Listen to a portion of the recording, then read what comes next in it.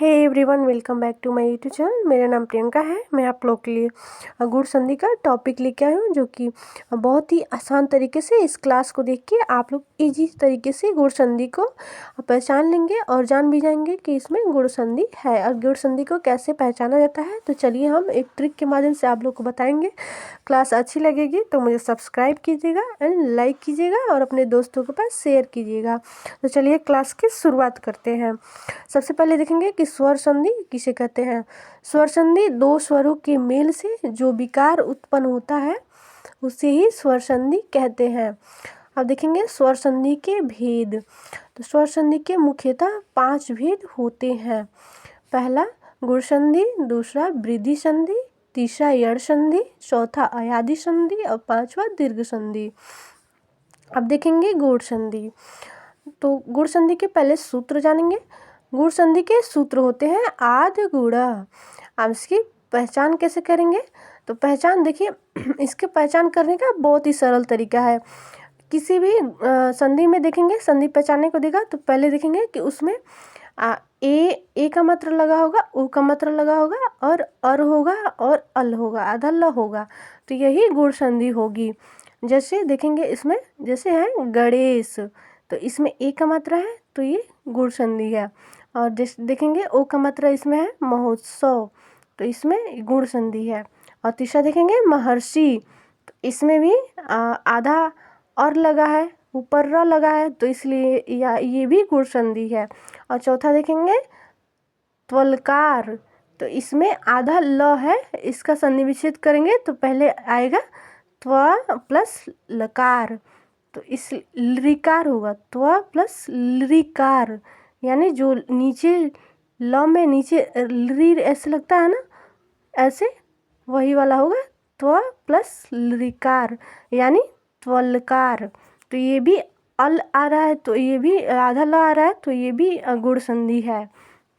अब इसकी परिभाषा देखेंगे।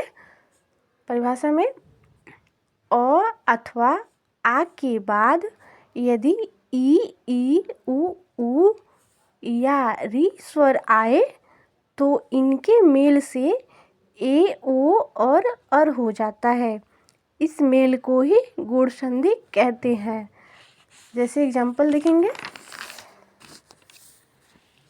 एग्जाम्पल में अ प्लस ई मिलके ए हो जाता है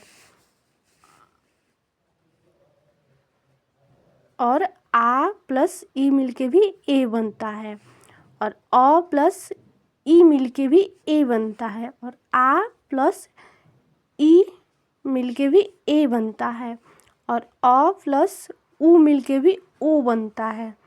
आ प्लस उ मिलके ओ बनता है। अ प्लस उ मिलके भी ओ बनता है। आ प्लस उ मिलके भी ओ बनता है और अ प्लस री मिलेगा तो भी अर बनेगा और आ प्लस री मिलेगा तो अर बनेगा। तो ऐसे ही ये दोनों मिलके दोनों स्वर मिलके एक ये बनता है। जैसे उदाहरण देखेंगे। गण प्लस ईस, तो गण शब्द बोलने में लास्ट में गण, तो इसमें अ आ रहा है और ये पहला है ईस, तो ई इसमें पहले शब्द होता है तो ई लगेगा, ये दोनों मिलके बनेगा ए, यानी हो जाएगा गणेश। अब दूसरा है महा प्लस इंद्र, यानी महा जो बोलेंगे तो आ आएगा लास्ट में और इसमें इंद्र है तो ई पहले है तो इसलिए यहाँ पे ई रहेगा। अब दोनों मिलके बन जाएगा ए, यानी हो जाएगा महेंद्र। और तीसरा है लंका प्लस ईस, लंका कहने पे लास्ट में आ की ध्वनि आ रही है और इसमें ई है पहले तो ई रहेगा, तो आ प्लस ई मिलके ए बन जाएगा, यानी हो जाएगा लंकेश। चौथा है हित प्लस उपदेश, यानी हित बोलेंगे तो आएगा अ, हित। और उपदेश में आगे पहले उ है तो यहाँ पे उ रहेगा और अ प्लस उ मिलके बनेगा ओ, तो इसलिए हो जाएगा यहाँ पे हितोपदेश। पांचवा है जल प्लस उर्मी, यानी जल बोलेंगे जल, तो आएगा औ। और उर्मी बोलेंगे तो पहले ऊ है तो अ प्लस ऊ मिलके ओ हो जाएगा, तो इसलिए यहाँ पे होगा जलोर्मी। और छवा है महा प्लस ऋषि, तो महा बोलेंगे महा, तो आ रहा है आ। और प्लस री है तो री हो जाएगा, तो आ प्लस री मिलके हो जाएगा और, तो यानी महर्षि। तो इसीलिए ऐसे ही क्लास के लिए मुझे सब्सक्राइब कीजिएगा एंड लाइक कीजिएगा। Thank you, bye bye.